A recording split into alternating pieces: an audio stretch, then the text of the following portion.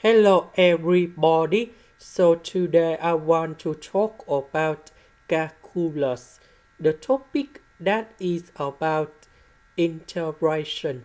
So now I want to show you how to answer.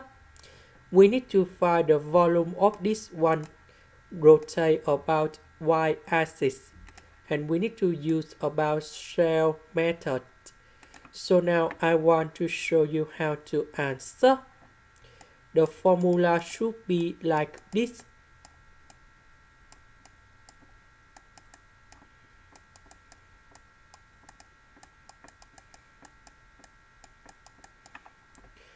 So from A to B, that is about from 1 to number 4. S, f of s, that is about this one.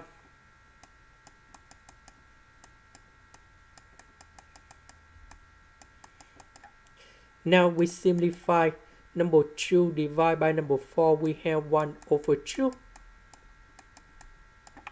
S we simplify.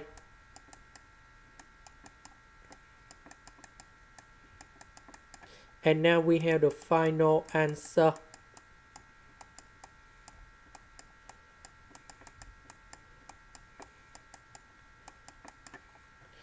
And now we put number 4 and number 1 gone here.